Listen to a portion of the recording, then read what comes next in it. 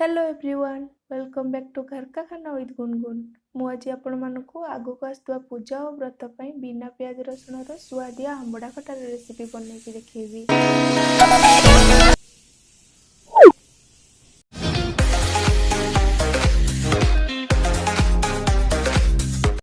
तेज चलते देखा कौन कौन सब इंग्रेडिएंट्स दरकार हुए।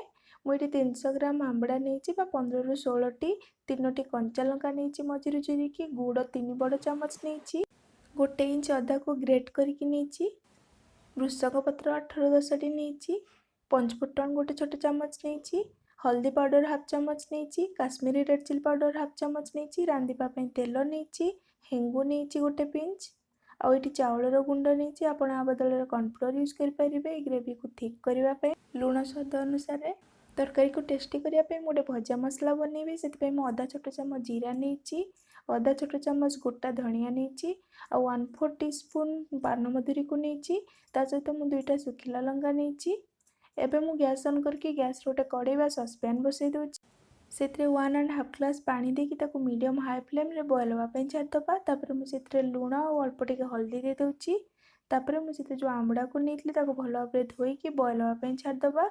एवं मुझे कवर करके 4 ରୁ 5 मिनिट पर्यंत बॉयल होगापी छाड़देवी और ये समय गैस रो फ्लेम मीडियम हाई ही रखिए।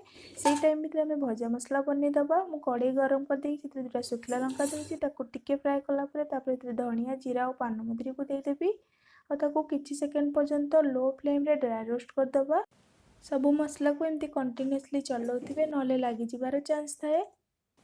भल भाव में भाजी जाइए गैस फ्लेम को ऑफ कर दूसरी और ठंडा हाँपी छाड़ दूसरी। से टाइम भर आम चेक करदे आंबड़ाटा सिझिला ना ना देखो यहाँ भल भाव सिझीगला गैस फ्लेम को ऑफ कर दूसरी और गोटे प्लेट को बाहर कर दूसरी। जदि मो रेसिपी गुड़िक आपको भल लगुच तेज मो वीडियो को लाइक करदे और मो चैनल को सब्सक्राइब करदे और आपण फैमिली और फ्रेंड सहित शेयर करने बिल्कुल भी भूलें। एबे आम ठंडा हाँपी छाड़दबा और से टाइम भर आम मसला को पाउडर बनईदबा। आपन चाहिए ग्राइंडिंग करेंगे ना तो एमती छेचिकी पाउडर बनई पारे या द्वारा टेस्ट बहुत भल आसता है। देखो यहाँ बिल्कुल रेडी हो जाए आम साइड रखदबा। देखो आंबड़ा ठंडा हो गला आम तार ऊपर चोपा बाहर करदबा। आप चाहिए आपको रखी भी पारे आपको केयरफुली बाहर करेंगे ना भर मांस बाहरी एवं मुझे कड़े गरम कर दूसरी से 1 ରୁ 2 बड़ चामच तेल दे दूँगी से पंचफुटन दे दूँगी कंचा लंका को भी दे दूँगी आ मुझे जो हेंगु नहीं से गोटे पीस दे दूँगी भृषंग पत्र दे दूँगी और सबको किसी सेकेंड टिके लो फ्लेम रे फ्राए कर दूँगी। तापर मुझे जो अदा को ग्रेट करके रखी दे दूँगी और भी किसी सेकेंड पर्यंत फ्राए कर दूँगी जे तार कंचा स्मेल जाइनी। तापर आम जो आंबड़ा को बॉयल करके रखते सेटा को देदबा और 1 मिनिट पर्यंत मीडियम फ्लेम रे फ्राए करदबा।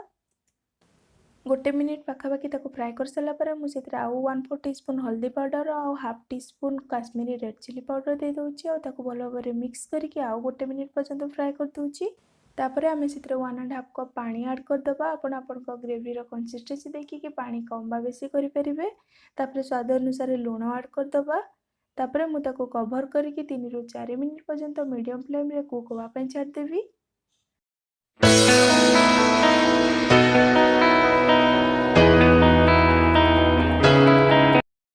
और मझिरे मझिरे कवर खोलिकी एमती टिके चलाउथिबे। 3 ରୁ 4 मिनिट हो गला मुझे गुड़ ऐड कर दूँगी आप गुड़ बदल में चीनी भी ऐड करेंगे। तापर आम गुड़ को टिके मेल्ट होगापी छाड़दबा। गुड़ भल भाव में मेल्ट हो गला आम आउ 2 मिनिट पर्यंत मीडियम फ्लेम रे कुक होगापी छाड़दबा। से टाइम भर आम जो चाउलर गुंड नहीं से अल्प टिके पानी मिसिकी भल भाव में मिक्स करदबा जमती किसी लम्स रही। तापर से आंबड़ा खटारे देदबा जहाँद्वारा ग्रेवीटा थिक हम और भल भाव में मिक्स करदबा। तापर आम आउ 2 ରୁ 3 मिनिट पर्यंत लो मीडियम फ्लेम रे कुक होगापी छाड़दबा। ये टाइम रे आपण टेस्ट करके लुण ऐड करेंगे।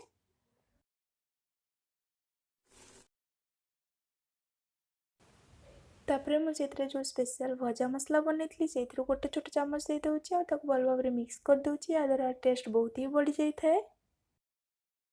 एबे मु गैस रो फ्लेम को ऑफ कर दूँगी।